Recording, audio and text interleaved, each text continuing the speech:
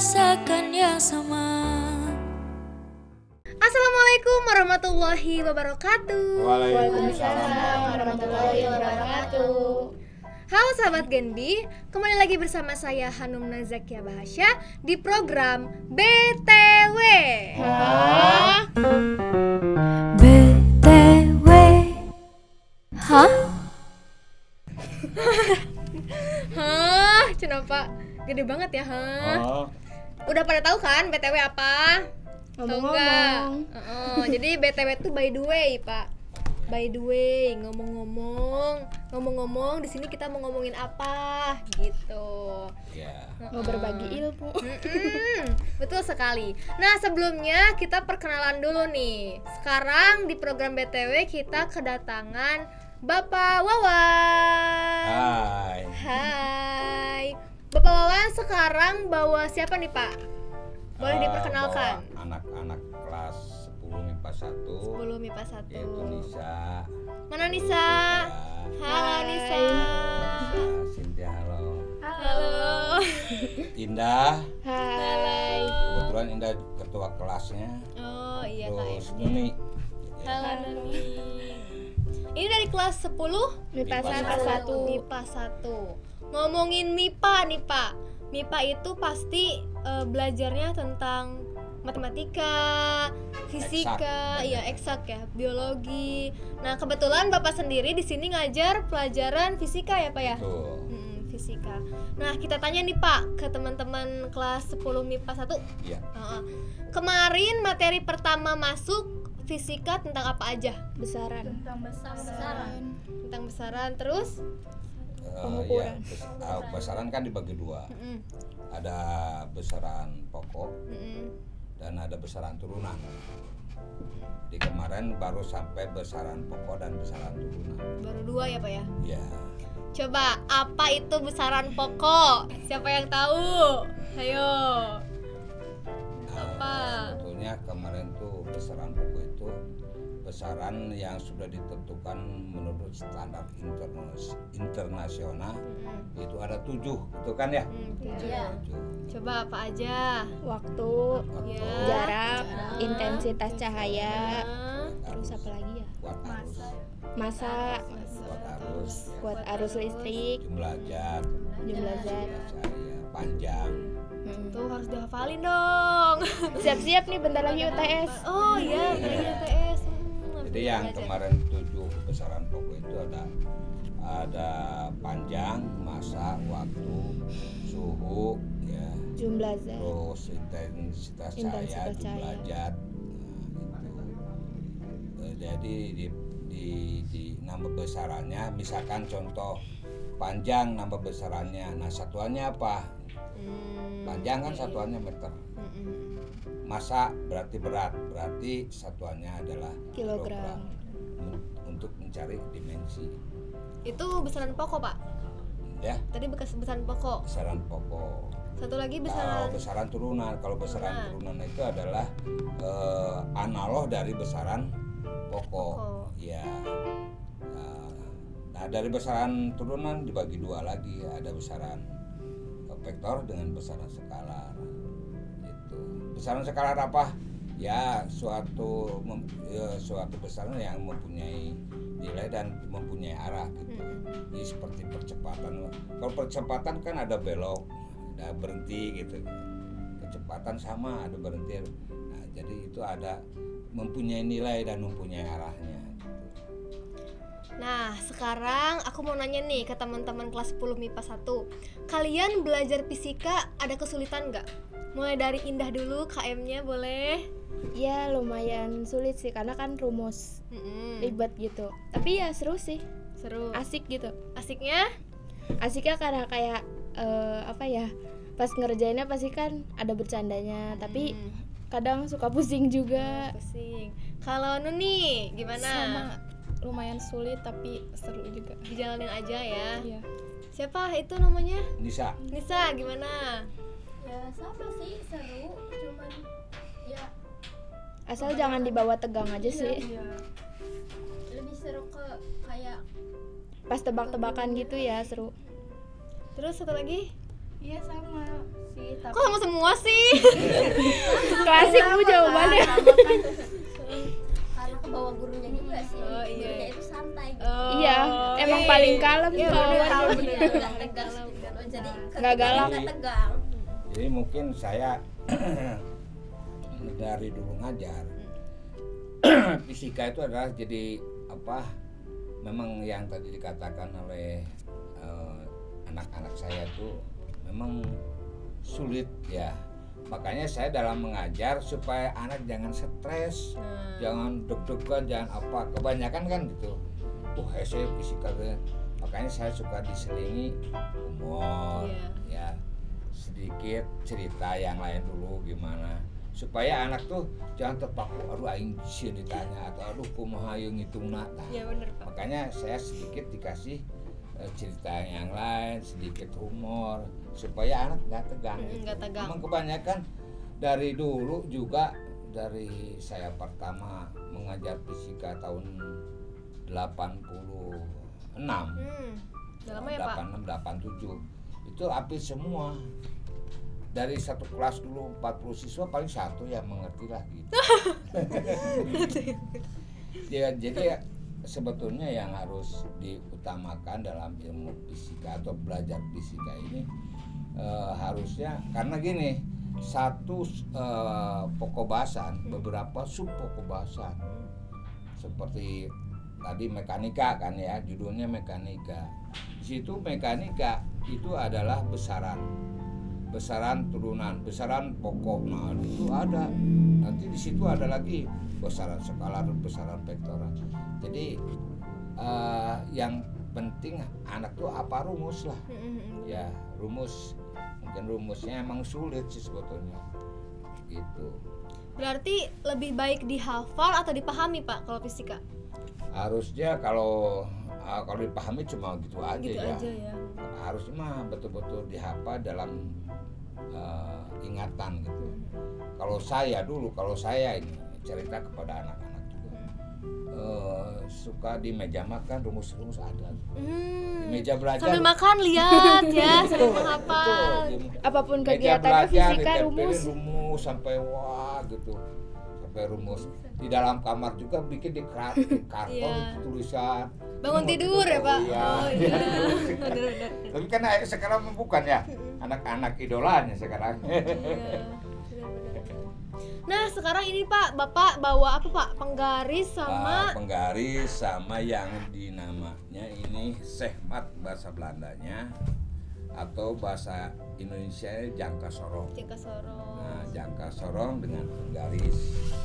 Ini ada kegunaan yang sering dipakai sehari-hari. Contohnya penggaris. Apakah kalian bisa nggak mengukur suatu meja ini dari sini ke sana aja menggunakan jangka tangan Nisa? Terus menggunakan tangan Cynthia, apakah sama? Enggak beda. Tidak, kan? Ukurannya kan beda-beda. Jangkanya beda-beda. Kalau sama penggaris atau kristal ini akan sama. Cuma ada ketelitian. Ketelitian itu ada yang disebutnya kesalahan penglihatan. Misalkan posisi berdiri begini, tuh. Tapi kalau di sini kan Beda. tidak akan sama, beda. Nah, ini ketelitiannya maka untuk penggaris adalah 0,05 mm. Nah, kalau jangka sorong ini 0,1 mm. Jadi kesalahan ketelitiannya. Misalkan kalau apalagi ini kecil ya. Lebih kecil ya. Kecil. Ini semuanya ada penggunanya ini. Ya. Ini yang penggaris ini adalah skala utama ya. Skala utama. Di sini ada garis lagi, ada angka lagi ya. Itu adalah disebutnya skala nonius. Ya, ini skala nonius, ini skala utama gitu. Itu yang ini nanti ya di pekerjaan pasti digunakan sehari-hari. Oke, Pak. Ya. Ini juga digunakan sehari-hari penggaris apapun. Ya, untuk ya, mengukur kan mau buat tadi. apa? Sekian sentimeter. Nah, sekian misalkan berapa mili. Nah, itu. Kalau ini memang sama, cuma ketelitiannya berbeda. Ini lebih kecil ketelitiannya, cuma 0,01. Kalau ini 0,05 mm. Kayak di sini ada milimeter. Iya. Kalau di sini nggak ada, sentimeter menggunakannya. Itu dalam jangka sorong atau sehmat. Nah, itu mungkin ya. Nah, kalau mengukur apa Pak yang lebih panjang gitu Pak, kan nggak mungkin pakai penggaris ya Pak? Ya. Pakai apa tuh Pak? Itu kan ada lagi, beda lagi. Ada pengukuran kayak khusus yang seperti bulat, Yang bulat persegi. Ya. Kalau dulu bisa, kalau pemborong-pemborong kan menggunakan yang panjang berapa meter. Kalau ada lagi tukang kayu menggunakan yang dari seng kaleng itu yang kecil. Nah, itu kalau pakai ini ya jelas nggak bisa. Nah, buat teman-teman di sini nih, mumpung ada guru fisikanya, barangkali ada yang mau ditanyakan tentang materi yang mungkin kalian belum paham. Ada nggak? Ya, Kira-kira silakan. yang kemarin udah Bisa, dibahas. ada pertanyaan. Ada nggak? Pengen tanya, fungsi jangka sorong itu apa Pak? Nah, jangka sorong banyak fungsinya ya. Ini bisa untuk seluruhnya bisa diukur, tapi ini untuk mengukur lingkaran dan kedalaman ya. Itu untuk mengukur dari jangka sorong ya. Ngerti ya? Ya. Mungkin Cynthia ada lagi Iya Pak. atau Indah ada pertanyaan? Kalau Indah mau nanya yang rahang atas di jangka sorong itu kegunaannya apa? Oh iya, ini yang disebutnya rahang atas, ini rahang bawah, dan ini adalah panjang dari jangka sorong.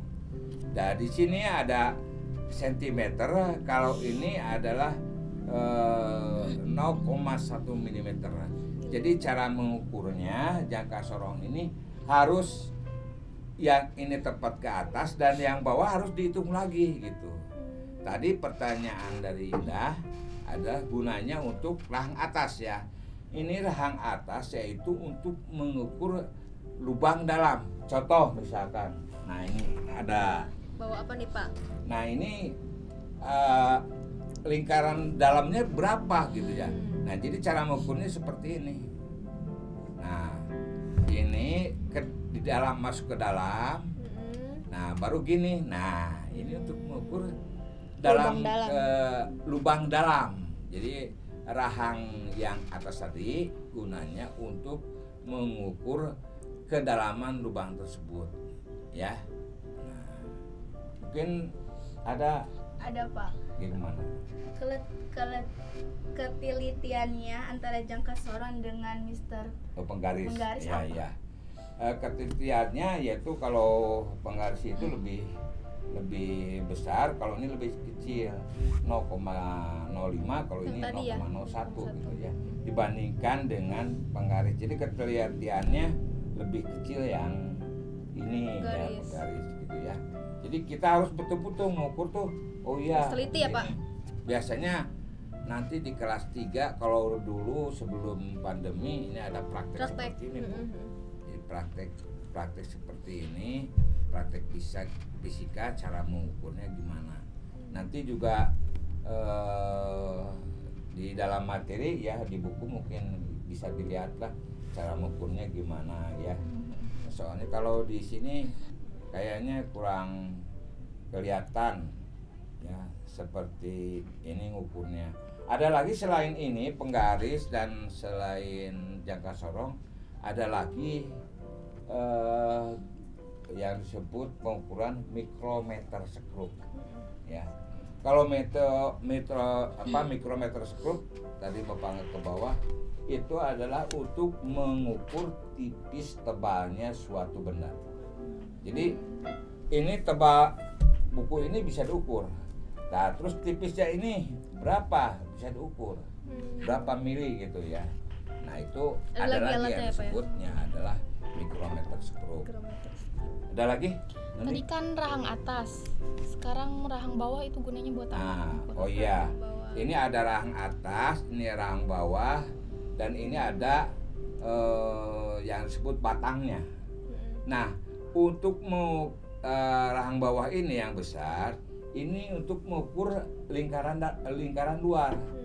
Kalau tadi rahang atas ini ya dalamnya. Dalam. Kalau untuk rahang bawah yang besar ini mengukur gini, cara mengukurnya ya. Tuh. Jadi berapa diameternya berapa? Ya.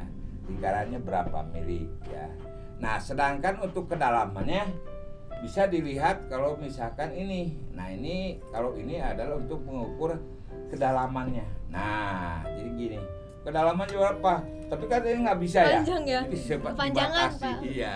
Jadi kedalamannya berapa? Nah, biasanya kalau sudah seperti ini gini, yang tadi ditanyakan oleh Nuni, ini untuk rahang bawah untuk mengukur lingkaran luar, ya. Harusnya ini ada kuncinya, di sini kunci supaya kita nggak gerak-gerak, ya. Nah, ini nggak ada kuncinya, ya. Nah, itu mungkin ya, nah, bisa dimengerti ya. Teman-teman, tentang jangka sorong ya Pak ya? Ya, betul. Jadi pengukuran itu ada penggaris atau mistar, kedua ada jangka sorong, dan ketiga ada mikrometer skrup. Nanti bisa ketemu lagi di bawah mikrometer skrupnya gimana ya.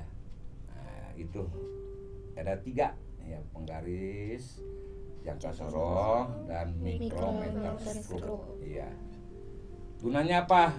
Ini untuk mengukur panjang, ini tadi untuk mengukur lingkaran luar, lingkaran dalam, dan kedalaman suatu benda. Sedangkan mikrometer skrup adalah untuk mengukur tebal atau tipisnya suatu benda. Itu materi mengenai pengukuran ya Pak Betul, ya. pengukuran. Mungkin nanti materi selanjutnya bisa disampaikan di kelas ya Pak ya. Betul. Jadi kita malahan dipraktekkan. cukup sampai di sini aja Pak kali ini. Ya, siap. Terima kasih telah menyempatkan datang waktunya hadir ke sini ya Pak ya. Ya. Teman-teman makasih. Nah, buat sahabat Genbi jangan lupa like, komen dan subscribe video-video di channel Sekolah Bergerak. Saya Hanum Nazakia Bahasya pamit undur diri. Wassalamualaikum warahmatullahi wabarakatuh. Waalaikumsalam warahmatullahi wabarakatuh. Percaya aku takkan kemana-mana, ku kan selalu ada temani hari tua. Percaya aku takkan kemana-mana, setia akan ku jaga, kita teman bahagia.